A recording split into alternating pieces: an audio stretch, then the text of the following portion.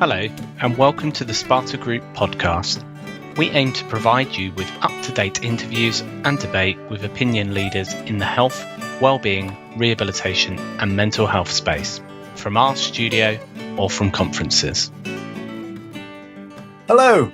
Have you ever felt fearful and insecure, lacking in confidence and energy, out of your depth, or felt that you were failing to maximize your potential? Have you felt overworked or overwhelmed? My name is Steve Bennett from Sparta, and I'm delighted that today we'll be covering these and other topics with Dr. Sandi Mann, Senior Psychology Lecturer at the University of Central Lancashire. She is an expert workplace consultant, the author of several books on psychology and human potential, and she runs her own private clinic. She's also the clinical psychology lead for Sparta Health. Hello again, Sandi. Hello, Steve. How are you today? Yeah, pretty good, thank you. Pretty good. Getting used to this now. Becoming more familiar now. Another few years and we'll be experts at this. That's right. The only thing that I miss is that we can't share a cup of coffee or share a glass of wine together or something because we're so far apart. But, well, we can do it virtually. We can do it virtually. Next one, get the wine. Actually, I've got some chocolate. Would you like some chocolate? I'd love some, yeah. I'm just nibbling some chocolate. Oh, would you like some? My favourite, dairy milk. Is it? Here you go. Yeah. Here you go. Got it? Yeah. There you go. Oh, look. Perfect. Enjoy. There you go. I shall save that for later. Thank you. There you go. The magic of telecommunication. We'll have to try that with a glass of wine next time. Yeah, absolutely. We wouldn't get much discussed, I don't think, by the time I'd had 2 or 3 glasses. Okay, well, today, Sandi, what we'd like to throw questions at you about is a couple of subjects, our beliefs and values, and hopefully, if we get time, we'll talk about authenticity and masks. With beliefs and values, not much of a question, really, just throwing something out there about self-limiting beliefs. I wonder if you could talk to us a little bit about that. I mean, I know that I've had in previous years beliefs that I hung on to that were actually inhibiting my progress and stopping me from moving forward. But my question to you really is, how do we know that something is a self-limiting belief, and how do we identify it, and how do we eradicate it, if that's what we need to do? I'm going to throw that back to you, Steve, in true therapist style. Do you know what those self-limiting beliefs were? You say you've had them. What were they? In various roles that I've occupied in earlier years when I was younger, I was fortunate enough to be promoted into roles sooner than others and earlier than others. And it left me feeling that I was over-promoted, and I had this belief that I wasn't good enough for the jobs that I was doing. Ultimately, it was a case of just rolling my sleeves up and getting on with the job. But for a long, long time in my youth, and I think this, I'm not necessarily saying this is a problem that occurs more in youth than it does in older people. It can occur at any age, I think, and it certainly flashes into my life every now and again. But it was more prevalent in my younger days, when younger occupations. I worked in the retail trade for a while, and I became an assistant manager at 18, and I was the youngest in the store. And I kept looking around and seeing assistant managers who were in their 30s. And I thought, what am I doing here? And it's like I was saying in the introduction, I felt out of my depth. So, Steve, I'm so glad I asked you that because, again, we haven't rehearsed this and I have no idea what you were going to say there. You might have really put me on the spot, but feeling that you're not good enough is probably the most common self-limiting belief. So I was kind of hoping you'd say something that I was going to be able to leap on. And as usual, you have not failed me. Have you heard of imposter syndrome? Oh, yes, yeah. What goes hand in hand with feeling that you're not good enough is this idea of imposter syndrome. I know I do keep mentioning my books, but I've written a book about that called Why Do I Feel Like an Imposter? And it's absolutely classic what you're describing. And we feel that we're not good enough. It's so common. And that the people who tend to feel this most are people who are kind of breaking the mold a little bit. So what you described, Steve, was classic, and that you were breaking the mold and that you were apparently too young, or you felt that you were too young. You were younger than everybody else in the job. So you get this with people who are different from other people in the role. They're too young, usually too young. Sometimes it happens with people who are from a minority group. So if you are a female working in a very male-dominated area, or the other way around, or if you are one of the few people in your community, in your racial group, or in your religious group in a particular field, you can sometimes feel that I'm not as good as everybody else because I'm only here because I've got this protected quality, or they're all this and I'm all that. And, they're different from me. You can feel that very much. You can feel it also if you're perhaps the first one in your family to go to university, or a lot of people feel that in postgrad school, so people doing doctorates. Did you know, Steve, that a question was once asked at Harvard University, which is one of the top universities in the world, on the first day, and the tutor asked hundreds of students in the lecture theatre, raise your hand if you think you have just slipped in by accident, you don't really belong here, you're not good enough to be here. Don't be shy, don't be embarrassed, raise your hand. And almost everyone put a hand up in the room, and they looked around and they realised everybody was exactly the same. They all felt they'd been over promoted, like you said, and that they shouldn't be there. And the punchline of that was the Harvard professor said, Harvard never make mistakes. In other words, everyone was there because they deserved to be there. And that is invariably true. Most of us who feel imposter syndrome are not actual imposters. We're there because we are there on our own merit. It was no accident that you were promoted at the age of 18. You were there on your own merit. And one of these self-limiting beliefs that we have, that we're not good enough, we need to challenge, we need to capture, we need to look around us like those Harvard students and say, okay, this is normal. Everybody feels like this. Again, look for the evidence. What is the evidence? Is there any evidence that I have got into this by complete accident and fluke, or they don't know how bad I really am? What's the evidence? Or is there evidence that actually I have got some skills and qualities? I got praised for this presentation. I got a top score on this, or whatever it is. Collect the evidence and realise that this is about, again, that court case, looking at the evidence for and against. And just because you have this self-limiting belief doesn't mean you have to believe it. There can be a disconnect between our beliefs and our emotions and the reality. And that's really important. Just because we feel something doesn't make it true. Well, again, as ever, that's fascinating. I'll pick up on a couple of points that you've referred to there. You make reference quite a bit to court cases and evidence, which is particularly interesting to me because I was a police officer before I joined the insurance world. And going back to what you were saying about imposter syndrome, I went through 10 weeks training, residential training, learning the law, almost to a semi-law degree, before they allow you onto the street. And then they walk you onto the street. You go onto the street for the first time in uniform. And I can tell you now, I felt like a big imposter because I got a uniform on. People looked at you, knew that you had authority, and I didn't feel that I had authority. I had, but you didn't feel that you had. I mean, I'll talk about other aspects of the police force in another section in a minute, which connects to this, which is the authenticity and masks bit. But in particular about imposter syndrome, absolutely felt it. I mean, we had to do role plays when we were at training course, and that was so eye-opening that you had to pretend to be a police officer. You had to pretend to do what you thought you were going to do when you're out on the street in 10 weeks' time. And the inspectors and the sergeants were there to determine whether they thought that your actions that you took were reasonable. I messed up big style on some of my practicals. I thought I was being clever with one chap that I stopped and said, oh, look at all these offences on your car. And as he drove off, he said, yeah, but I stole it this morning. And I let him drive away. And the really daft part was he'd given me his name as Turpin.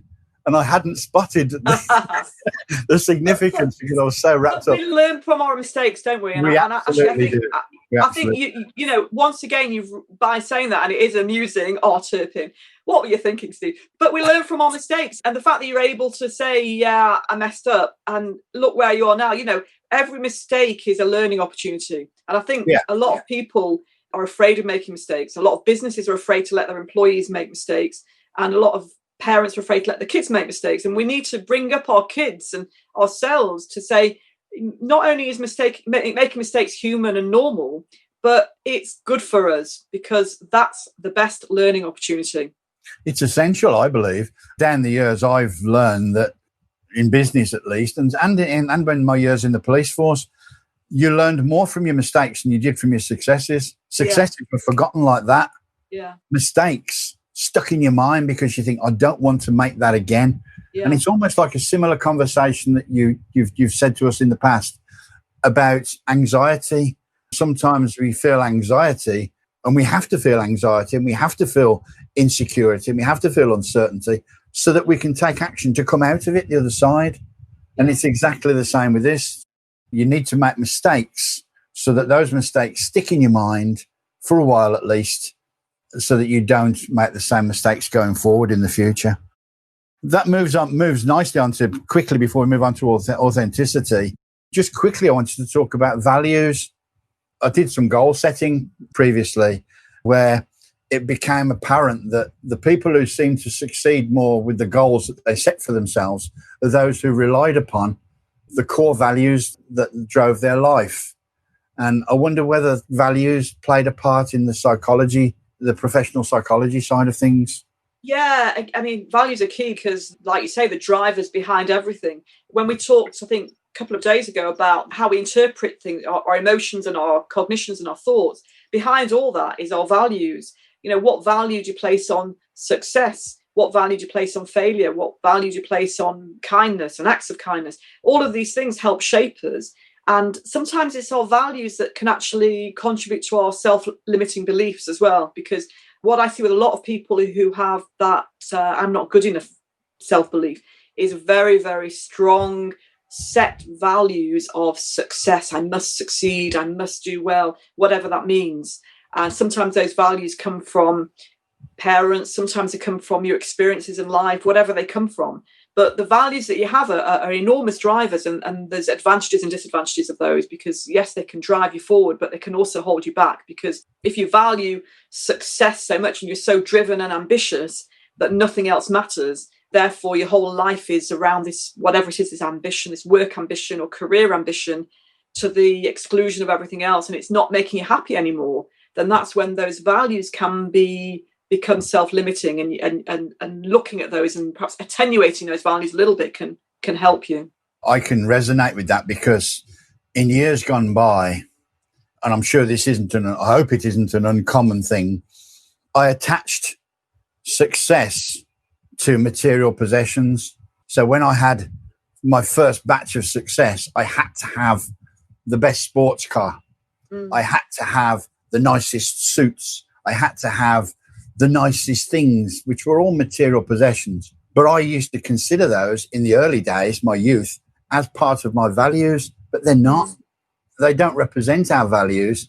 All they represent is a material possession that's gone in a puff of smoke, you know. It did represent your values at the time, but actually your values changed, and you know your value set changed as you realised that those weren't values that actually made you happy. Yeah, absolutely. Well, this moves us nicely onto a bit where perhaps the spotlight might come onto me a little bit, the subject of authenticity and masks. I've reached a stage in my life where I strive for authenticity. I want to be the real me underneath the masks that I've worn in life. And I think we've touched on this in a previous conversation, but we didn't go into any great detail. If I give an example, going back to my police days, I was a policeman during the Thatcher years. So we had miners' strikes. We had 2 lots of riots in Handsworth. We had violence at the football grounds where I got beaten up. I remember standing behind riot shields with people throwing petrol bombs at us and thinking at that time, I am scared to death. But when I'm giving the impressions to my colleagues right and left, yeah, we can cope with this. We can handle it. It was like machoism, if you like. And there was a lot of that. But in reality, I was wearing a mask. And I've found when I've explored this going back over my life that I've worn a mask lots of times. I've worn a mask in jobs where I've assumed or given the impression that I knew something or knew more than I did, and then had to hurry to go and find out what I've said I know so I don't look foolish. In relationships, you know, I've said to previous partners, yes, of course I can do that. And then I think, how am I going to do that? And then I have to go away and make it happen.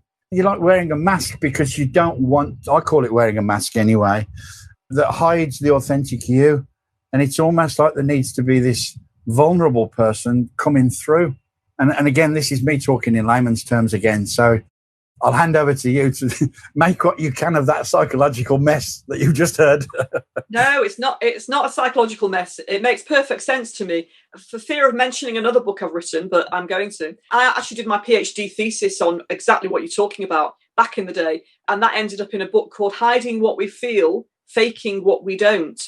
And it's exactly, you should read it, Steve. You'll really enjoy it. It's exactly what you're, and I'm not just saying that just to get my 10p commission, you know. Absolutely, I'll do it. Yeah. But it's exactly what you're talking about. The technical term is emotional labor, which is the work involved in managing your emotions, what you call wearing a mask. And you're exactly right. It is like wearing a mask. And it's you know, all the world's a stage, but men and women merely players. They have their exits and their entrances. But one man in his time plays many parts. That was a quote from my, well, obviously a Shakespeare quote, but that ended up in my PhD thesis. That's why I know by heart. So the emotional labour is the work or the labour that we do to manage that mask or to manage our emotions. And as Shakespeare said, we play many different parts. Every person plays many different parts at different times. We have different roles. And we're constantly acting. Life is, as Shakespeare pointed out, life is a social arena. It's a theatre. Life is a theatre. And we go from one role to another. It's really hard to be totally authentic. And in the book, I discuss this idea of whether we're ever totally authentic. We have our every time we take a role, we are wearing that mask. So, you know, at the moment, we're wearing a different mask. We're in a different role. I'm in expert mode. You're in, I don't know, you're quite authentic. You're in Steve mode. But you're probably still a different Steve than you will be with your partner, with your kids, or out walking in the sunshine, or in a shop or a restaurant or whatever, you know, whatever situation we're in. Personally, I have many roles, literally roles, but also, you know, I'm a mum as well, and that's a very different role. And, you know, my kids probably wouldn't recognize me in a psychology mode. So we're all in different roles. And with that comes a degree of emotion work, some more than others. So some roles demand less authenticity, more emotional labor than others. The research on emotional labour before me was done on flight attendants. And the idea was that flight attendants are constantly having to smile and put on an act. The work that got me involved many years ago in my PhD was a piece of research on emotional labour in Disneyland, where I was absolutely fascinated. And then I read a book called The McDonaldization of Society. Brilliant book. And it was all about this kind of standardization of society, where everybody is like robots, everybody's the same, you're getting the same experience wherever you go all over the world, or McDonald's is going to be the same experience. And in order to standardize that experience, you have to take away the authentic self and have everybody wearing that mask, which is great. But the problem with that is that, and this is what you've been kind of alluding to, Steve, is that you're losing that sense of self and that sense of authenticity. And what my research showed in my PhD, what I was very keen to look at was, this is how I got into the whole emotions area, which is my specialism, was what happens to us when we're constantly having to emotionally labor. So you go into a job, whatever your job is, it might be a nurse, it might be a flight attendant, whatever it is, in retail, anything that's customer facing, and you're constantly having to be whatever people want you to be. And you lose that sense of self because you might not feel like that. You might not want to be smiling, happy with that customer. You might be having a really rotten day. You might have your own problems. So what happens to that authentic sense of self if the organisation is owning your emotions and owning your emotional displays? And then if you come home and you've got to do a second shift of emotional labour, because you then have to be a partner, a wife, a husband, a spouse, whatever, and a mum or a dad or whatever your role is for your second shift of emotional labour, and what's left, and who's the real you? And that can cause quite a bit of stress. And that's what I kind of researched, this idea that it's actually quite stressful to emotionally labour all the time. And we need some downtime when we can be authentic if we're not able to be in our day-to-day lives. The other word that's in there that I mentioned was how you feel when you're wearing one of those masks sometimes, especially when it's combined with imposter syndrome or something similar. You feel vulnerable, but it's this societal rejection of vulnerability. I mean, you were actually, sorry to interrupt, Steve, but you were actually literally physically vulnerable. And I'd love to have another conversation another time about that post-traumatic stress of that sort of situation. I do a lot of work with police and military and fire officers, people really physically vulnerable, and how that can affect your whole worldview. But if we sort of generalize that to people who are not necessarily physically vulnerable, but emotionally vulnerable, and I think you get those sorts of two elements. And you're absolutely right that people are afraid to show their vulnerability, especially, but not exclusively, but especially men. And actually the macho culture that you refer to doesn't just apply to men, but we know what we mean by that fear of being vulnerable. Yeah. I think particularly with what's happened with the coronavirus crisis, I think it would be a wonderful result if we could come out the other side of it with the world being more understanding of vulnerability, of the fact that people need to be more vulnerable. I mean, we've had Mental Health Awareness Week over recent weeks, and and mental health has now become a hot topic.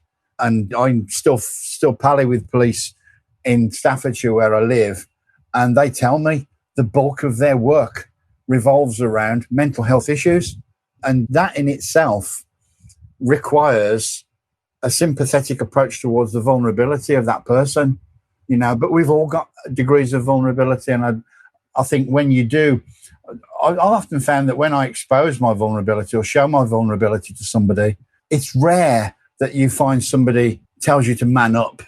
You usually find, just before we close this section, in the industry that we're in the insurance industry, I've got a lot of my contemporaries, people who run other companies, insurance brokerages and insurance companies. And I asked them the question, I said, do you ever feel that you're wearing a mask? Do you ever feel that sometimes you're punching above your weight in the job that you're in? Do you ever feel, that you're the imposter syndrome?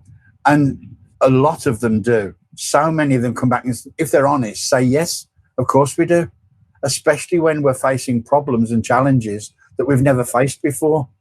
When we faced new challenges, we don't necessarily know the answer, but we have to pretend to our staff that we do. We have to say to them, yes, of course we know what we're doing. And then, they all huddle in a corner and hopefully come up with the answer. I feel the government's done that really because, and I'm not being political here, but nobody knew what was happening. Nobody knew what to do. With Corona, with COVID, it was such an unprecedented time that I think it's okay to say we didn't know what to do. And we don't always know what to do. And everything we're doing now is uncharted territory, unprecedented times, they call it. So it's okay to be vulnerable. And to show our vulnerability is human, and it should be okay. Okay, well, I think this session's drawing to a close. Thanks once again. I really enjoyed that one, especially being subject of the subject of the conversation. It's interesting to know the science behind how you feel. Next time, if we can, what I'd like to talk about is a wonderful, transformative emotion called appreciation. And we touched on it previously, and it's something that I really think, if we can go into it deeply, I think it is a transformative, curing emotion, I believe, in many, many circumstances. So won't steal our thunder now about it. And perhaps we'll talk about another subject that is also very close to my heart, which is one called happiness, a general subject of happiness. Well, thank you so much. Thank you for the chocolate. I will. And thank you for the session. I've lost my chocolate now, though. You owe me one. I know. I'm not passing it back now. I'm sorry. No, what a shame. Okay. Well, thank you very much indeed. Take care. Enjoy. See you on the next session. Yeah. Thank you. Bye-bye. Bye-bye. At Sparta Group, we are keen to hear your thoughts about the topics discussed today. So please tweet us at Sparta_health or visit our website for more information and support.